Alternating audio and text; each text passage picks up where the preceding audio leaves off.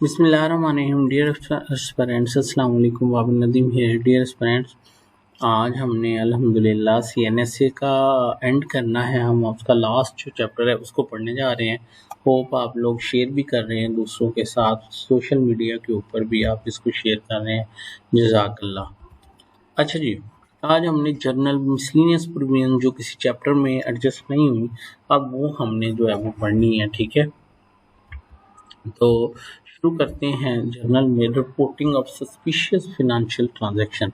Notwithstanding anything contained in any law for the time in force, all banks and financial institutions shall pay special attention to all unusual pattern of transactions which have no apparent economic or lawful purpose, and upon suspicion that such transaction could constitute or be related to illicit narcotic activities, the manager or director of such financial institution shall report the suspicious transaction to the DG। लो जी, समझ आ गई आपको। Simple वो बता रहा है कि जितने भी बैंक फाइनेंशियल इंस्टीट्यूशन है वो चीज़ का ध्यान लिखेंगे कि कोई अनयूजुअल ट्रांजैक्शन तो नहीं हो रहा जिसका कोई सोर्स ही नहीं है, कि बंदा रेडी लगाता है, पैसे आ रहे हैं, और अगर उनको लगता है कि भाई ये कोई नारकोटिक एक्टिविटीज़ में इन्वॉल्व है तो वो डीजी को इन्फॉर्म करेंगे। ठीक है। Whoever failed to supply for information in accordance with subsection shall be punished for rigorous service may extend to 3 years। तो वो पनिशमेंट वाला जो टेबल है अपना उसको अपडेट करें, उसमें सेक्शन 67 भी शामिल करें और उसमें लिखें कि वो बंदा जो इन्फॉर्मेशन जानबूझ के नहीं देता अबाउट सस्पिशियस फाइनेंशियल ट्रांजैक्शन, उसको सजा हो सकती है 3 साल तक।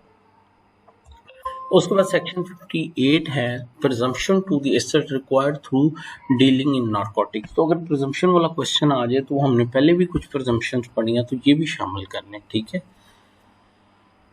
Where there is reasonable ground to believe that the assets of a person or any part thereof were acquired before or at the time of after commission of offence under this act, and there was no other likely source of acquiring such assets or part, it shall be presumed unless contended that such assets or part thereof were acquired, generated, obtained through cultivation, manufacture, production, sale, purchase, dealing or trafficking of drugs, psychotropic। Very simple उसने कहा है कि एक बंदे के assets हैं, वो किसी कमीशन ऑफ ऑफेंस में इन्वॉल्व है, तो वो अगर अपने उन एसेट्स का सोर्स नहीं बताता, मनी ट्रेल नहीं बताता, तो वो प्रिजम्पशन यही होगी कि उसने नारकोटिक्स के थ्रू वो सारा कुछ किया है। ठीक है। उसके बाद है section 69 department to render assistance to the special court system. All departments of the governments, banks, financial institution, corporate body, companies, social and agencies shall assist the special court DG or by federal government for the purpose of inquiry, tracing of any assets, or for ascertaining whether any asset held by any person his associated may were acquired by committing any offence under this act। लो जी, सारे institution department वो पाबंद हैं कि वो तावन करें किसी assets को जो है वो ट्रेस आउट करने में। ठीक है। Notice or order not to be invalid for error in description. No notice issued or order passed under this act shall be invalid by reason of any error in description of the person or asset specified if such person or asset are otherwise identifiable from the description specified in such notice or order।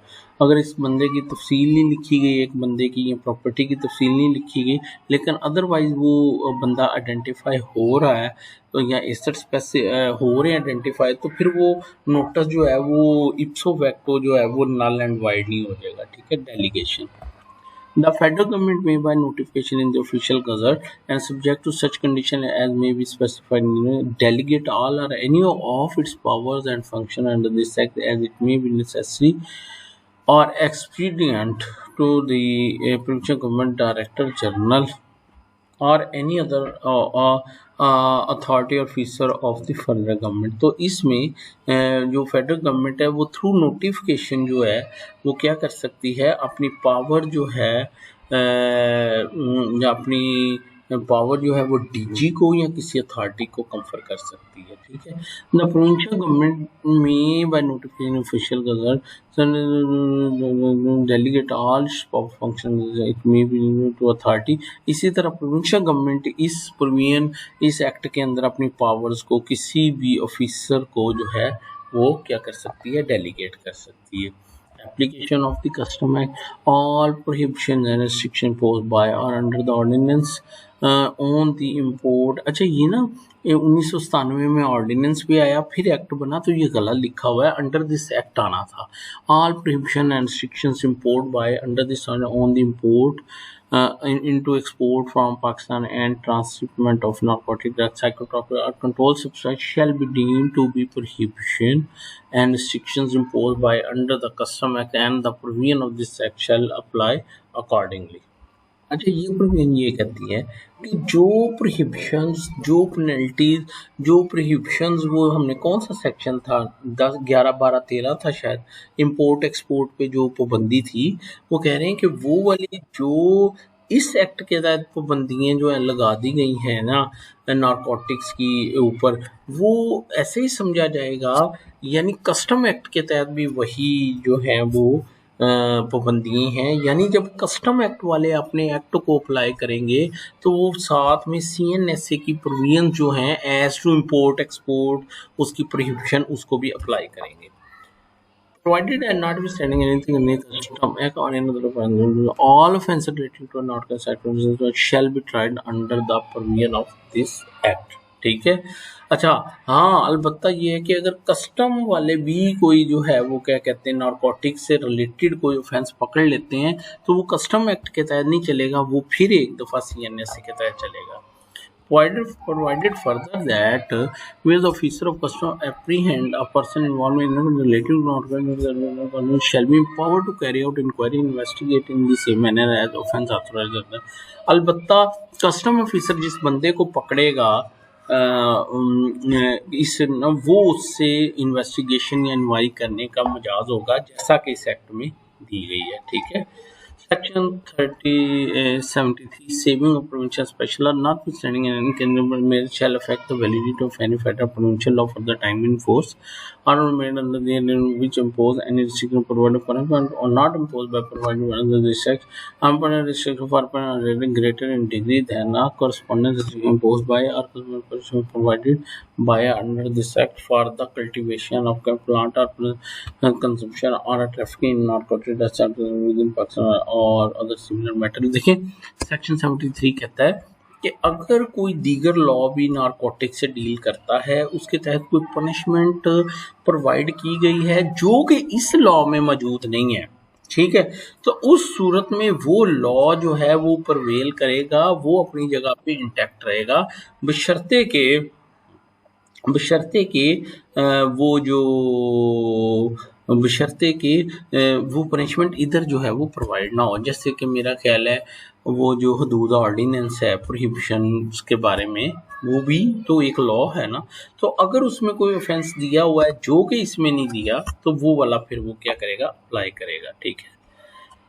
Application of other law. If an offence, this is also an offence in any other law for the time, nothing in that law shall prevent the offender from being punished under this act। लो जी, अगर दो laws में contradiction आ जाए तो ये वाला law जो है वो प्रोवाइड करेगा। Provided that nothing contained in section 513 CRPC or any other set code or any other law for the custody of narcotics act proper any material utensils used for production manufacture of such drugs and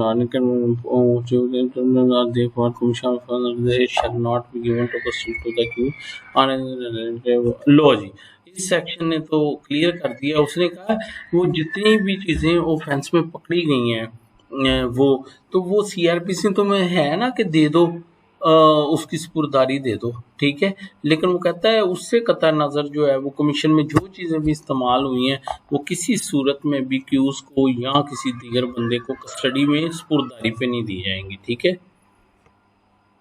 indemnity no suit prosecution shall lie against the federal government for any officer of federal government for anything in good faith done or intended in pursuant of this sector। कोई भी चीज़ जो है वो good faith में जो DG ने federal government ये उनके खिलाफ कोई कार्रवाई नहीं होगा। अच्छा, ordinance to override act to override other provision of this act shall have effect notwithstanding contain any laws. अच्छा, ये दूसरे एक्ट्स के ऊपर क्या करेगा, प्रिवेल करेगा। तो ये आपको पेपर में कंफ्यूज करने के लिए पूछ सकता है कि CNSA हैज ओवरराइडिंग इफेक्ट, ठीक है, यस और नो, तो जवाब नहीं। power to make rules. The federal government by notification make rules for carrying out the purpose. This act in particular with the generality of the foregoing powers. Such rules all any of the following: the admission and management and disposal of property forfeit. The set terms and condition of the special prosecutor. ये rules बने हुए हैं लेकिन वो इतने ज़्यादा हैं कि वो हमसे पढ़े नहीं जा सकते, ठीक है। Sector repealing and the OPM act danger. अच्छा ये ना ये वो पूछ लेता है, वो कहता है कि बताओ कि इनमें से कौन सा एक्ट जो है वो इसके सीएनएसए के तहत रिपील हुआ। तो प्लीज़ ये इनके ईयर्स जो है ना, रिपीलिंग वाला सेक्शन हर एक्ट का अच्छी तरह से देखिएगा और उसको बना लीजिएगा कि कौन कौन से एक्ट हैं, ठीक है। या वो ये भी पूछ सकता है कि रिपीलिंग वाला जो है वो सेक्शन बता दें, ठीक है। नॉट रिपील एंड बाकी ये छोड़े। जी जज़ाकल्लाह, बहुत बहुत मुबारक हो आप लोगों को, अल्लाह ताला आपको कामयाब करे। जज़ाकल्लाह।